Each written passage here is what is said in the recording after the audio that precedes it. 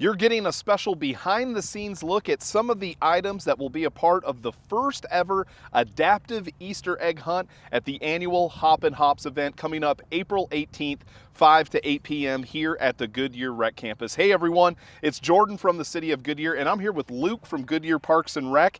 And Luke, as I mentioned, this is going to be, now Hoppin' Hops is an event that has become a tradition here in Goodyear, but new this year is the adaptive egg hunt. And we have a couple of demonstrations here of what people can expect. Take us through a little bit about what people can expect with the first ever adaptive egg hunt. Yeah, so we'll just kind of go down the line here. We'll start down here at the end. We've got your traditional eggs with candy. For those that, want and can have candy, we'll have eggs out during the adaptive egg hunt with candy in them for folks to go out and collect. But then moving down the line, we've got some different adapted elements for the hunt, because not everyone can get an egg with candy or might need some additional supports to make that happen. So we'll talk about that here in just a second. But going down the line, we've got some eggs with non-food items, so they'll have different toys and trinkets just in case somebody has food allergies or can't have candy for whatever reason. We'll have eggs for you to still go out and collect and participate with the event. And then moving down, we've got actually some eggs that beep. So for somebody that's visually impaired, we'll turn those on, the eggs will beep, so somebody can locate the egg that way, they can search for it, they can still collect it and participate in the event just like everybody else. And then down here on the end, on the ground, the wind isn't quite cooperating with us today, but the idea is we've got some eggs that are tethered to balloons, so if somebody has a walker or a wheelchair or has some bending or reaching limitations, it can't quite get all the way to the ground. The idea is that the egg is on the ground, the balloon is elevated, so that if you can get yourself to the balloon, then you can grab onto the balloon and shimmy the egg up and retrieve it that way. Well, that's a really cool idea. Now, these signs that we're looking at on this table, these are actually going to be out on the field as well come April 18th to help kind of steer people in what direction or what area might be best for their child, Yeah. right? So we'll have the signs out on the field, we'll have different sections with the different elements included. So, if you want candy eggs, you'll know exactly where to go. If you need eggs that beep because you're visually impaired, we'll have a section where you'll see some signage, you'll know exactly where to go, and you'll be able to participate at your leisure. Now, as I mentioned, Hoppin' Hops is a city favorite event.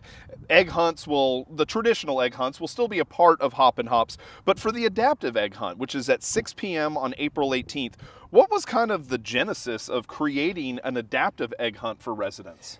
Really, we want our events and programs to be as inclusive and accessible as possible. And, a traditional egg hunt with eggs and candy on the ground scattered about just doesn't work for everybody. So we wanted to take some efforts and make some efforts to add some new elements and to have a designated time and place for both kids and adults with disabilities to come out and be able to participate and enjoy the city's great event just like everybody else gets to. So is there anything special people need to know if they want to participate, or if they want their child to participate in the adaptive egg hunt? It's at 6 p.m. The event itself is 5 to 8, but is there anything else? Do they need to sign up? Do they need to check in anywhere if they want to be a part of this particular egg hunt? So nope, they don't need to sign up, do anything ahead of time. We'll have our space on the field, we'll have a table out, we'll have our adaptive recreation tablecloth out, so they'll find us, they'll search for us. But yeah, really just show up at 6 p.m., be ready to hunt, maybe show up a few minutes early, or come at 5 o'clock if you want to enjoy the rest of the event, because you're not excluded from the rest. Well, and that's what I was going to say. Show up at 5 o'clock, because over there behind us on the multi-purpose field, that's where a lot of the other activities will be taking place. There's going to be food trucks, there's going to be vendors, there's going to be a treat trail where you can go around almost trick-or-treat style to different tents and gather goodies, candy, toys, trinkets, all that good stuff. And then, of course, it wouldn't be Hoppin' Hops without the beer garden provided by Saddle Mountain Brewing Company. So that all is going to be taking place behind us on the multi-purpose field. But over here on the softball fields, that is where these egg hunts will be taking place. So once again, it is the first ever adaptive egg hunt as part of Hoppin' Hops. That egg hunt in particular is at 6 p.m. on April 18th, right here at the Goodyear Rec Campus.